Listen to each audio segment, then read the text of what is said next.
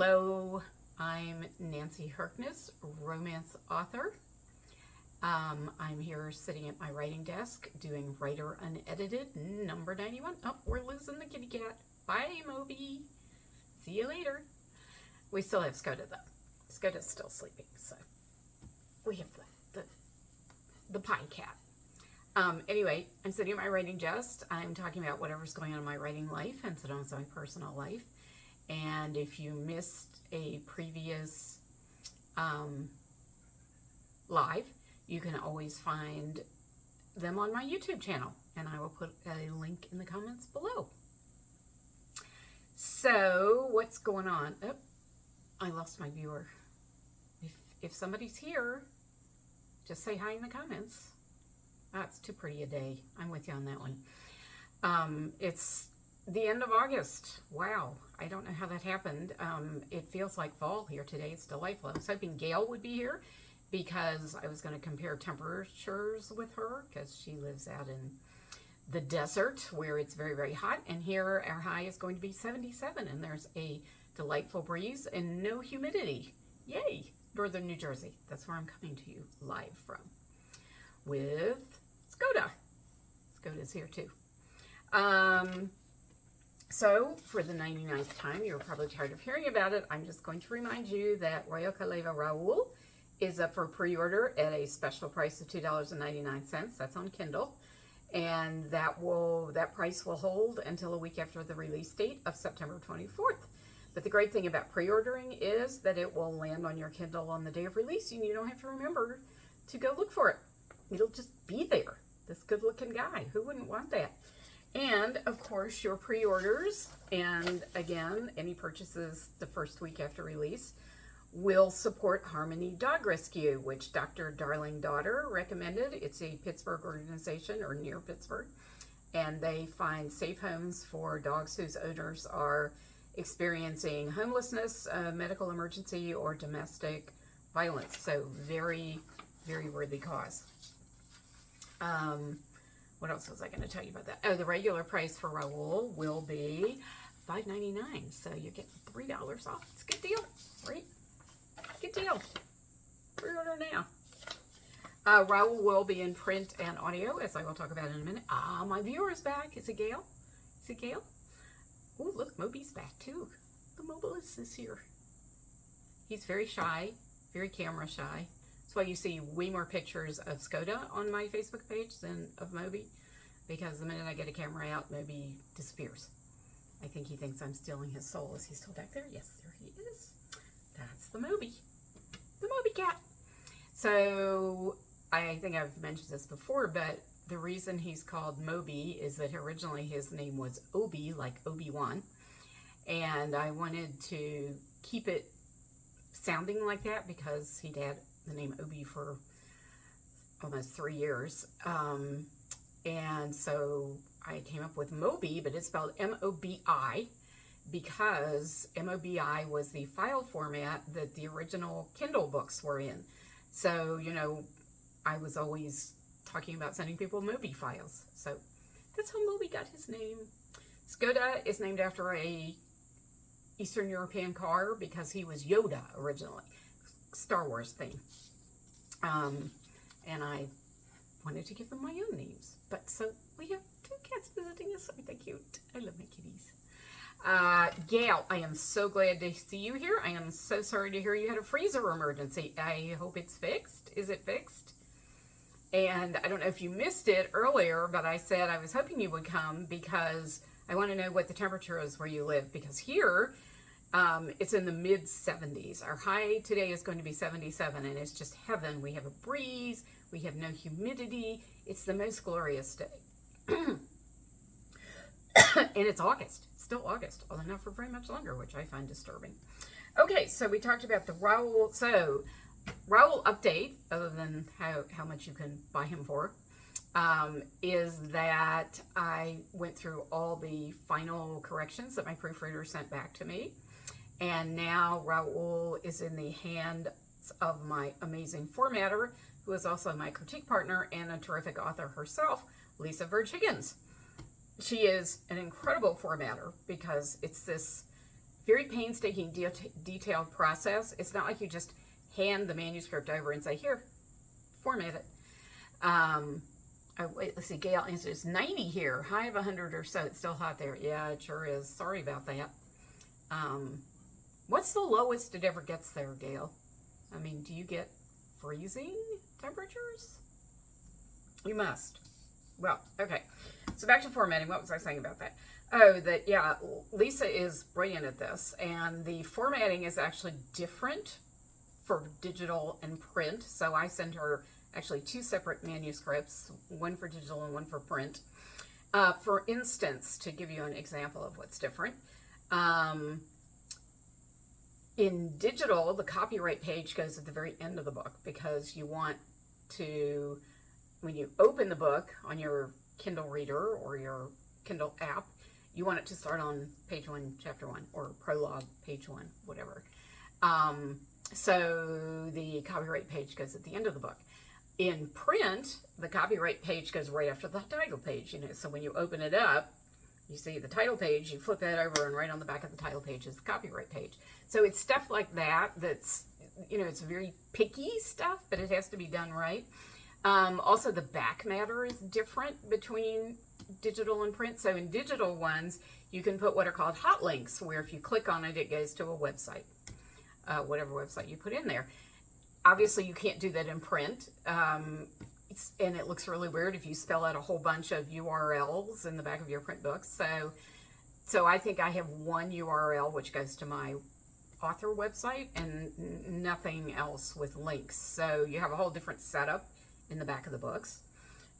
What else? There are all kinds of decisions to make, like what font shall we put text messages in so that people understand they're text messages, but they're still readable. Or how far down the page do you start the chapter, each chapter? Do you put the chapter headings in boldface or not? What size font do you put the chapter headings in?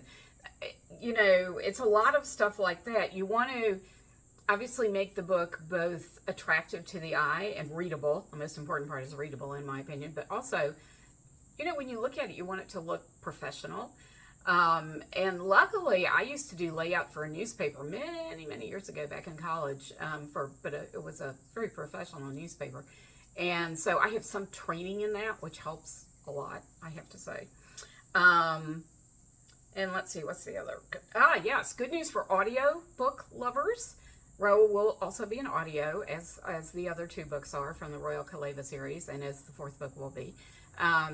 And I just sent the manuscript to my audio publisher, RB Media, so they will be starting on getting that produced, and it will come out the same time as the book is released on September 24th. Well, at least I hope, right? So let's see what my comments are. Gail says it doesn't get very cold there, maybe 40s, but I'll say it doesn't happen often. And when it's this hot, 90 is cold. That I believe. Yeah, I was going to say, when you said 90, I'm like, wow, you must be really enjoying that. Maureen's here. Hi, Maureen. How are you doing? I hope you're all good. Good to see you here. Thank you for stopping in. So let's see what else I was going to tell you. Oh, I just want to give another shout out to my amazing review crew members who are still catching typos. Last week, I thanked Shell Abshire, Kate Rooney, and Terry Simsick, who caught some things that none of my 3 editors or me caught. And then most recently, the wonderful Nikki Adler, who is a native Spanish speaker because she was born in Cuba. She said she came over here when she was 7, but she speaks Spanish.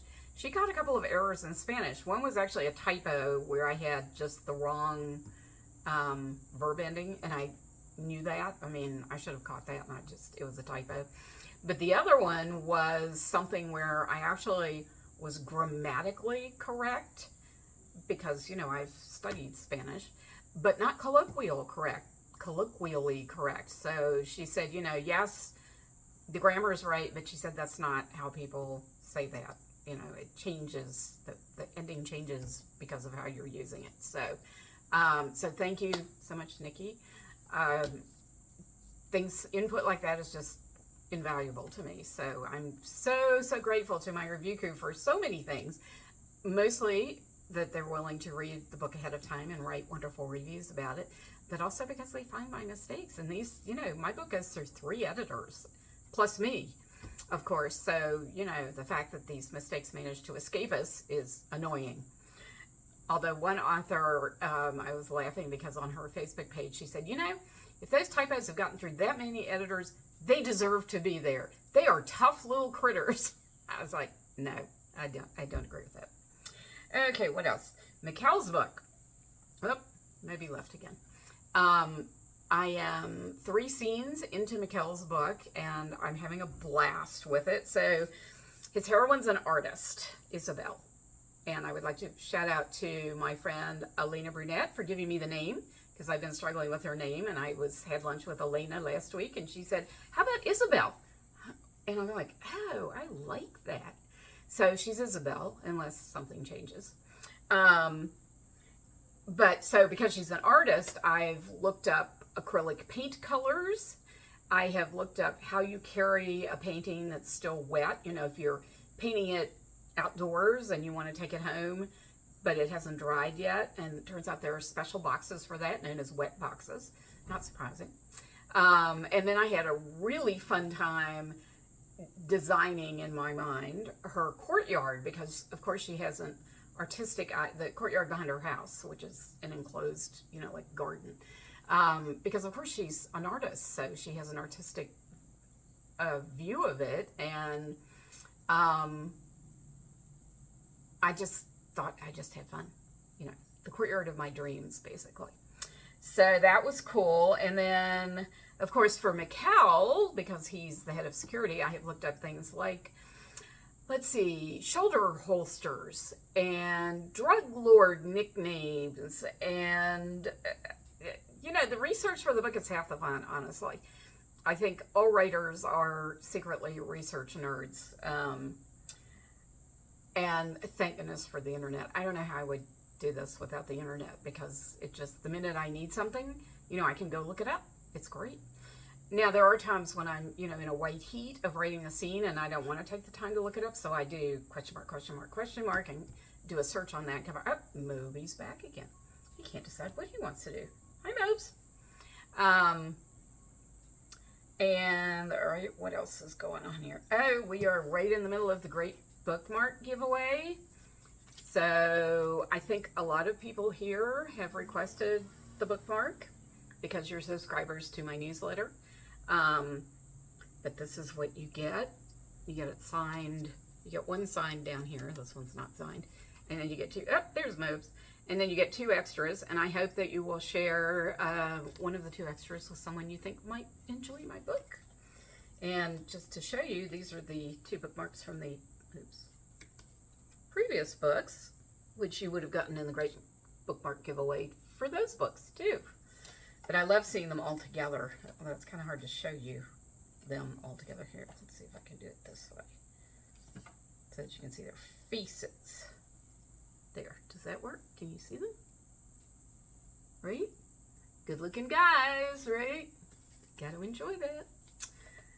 Okay, so what does Maureen say? I'm excited that you're writing the next story. Write it. Oh, always, Maureen. The next one is always in progress before the one before it comes out, because you know me, I'm a slow writer, so it's a long process, unfortunately.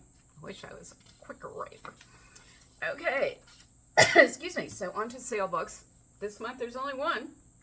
The Agent, which is the 3rd book in the Consultant series and is on sale on Kindle for $2.49. And it will only be on sale until the end of August, so you should grab it. It's about Tully Gibson and Natalie Hart. Natalie owns a beauty salon in New Jersey, and she asks Tully for help. And Tully is the security expert at KRG Consulting. So, and this is the book where I finally managed to write a rescue scene on horseback, which I've always wanted to do, and finally figured out a way to do it, even though this is set in Manhattan and the suburbs of New Jersey. But you got to read it to find out how I managed to slip that in. It's also kind of fun that Tully's house that is described in the book is a real house in Manhattan that I happened to walk by one day. And it's one of the only freestanding houses still left in Manhattan that's privately owned. And it's called a mansion. Oh, gosh, what's the name of it? Shoot. It's on the west side, the Upper West Side. And it's just spectacular. And I was lucky enough to find photographs of the interior as well as the exterior. And so the interior descriptions are pretty accurate, too, including the grand piano in the giant entrance hall. So, yeah. That was fun to write. You know, I like to, the world feeds you when you're a writer and you're writing, sort of like the things I've looked up from Mikkel's book. And I will guarantee you that something will pop up in the news or on my Facebook feed that will trigger something for Mikkel's book. And that's one of the joys of writing. So what else do we have here?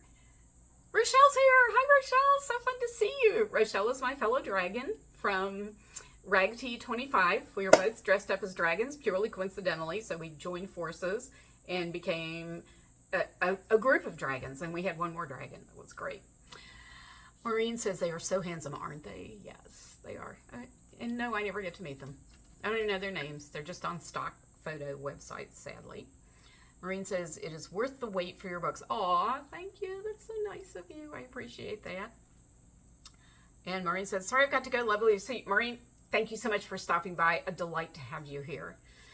And Jennifer Schmidt says, love that. The world feeds you. It does. Don't you find that, Jen? I mean, you write too. So Jennifer's also a wonderful writer. And yeah, it's, and of course it's about being receptive. You know, your mind is open to the input because you're creating. And so it feeds you. The things just come when you need them. It's very cool.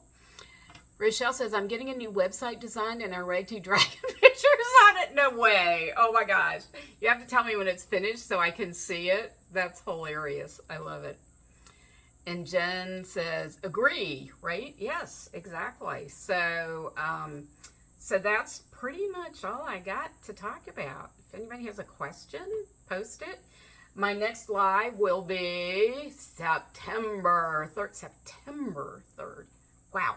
The summer has flown by. I don't know how you guys feel about it, but I feel, even though it was, you know, we had those hideously hot days, which usually make me miserable, I just sort of hold up in the air conditioning and ignore them, basically.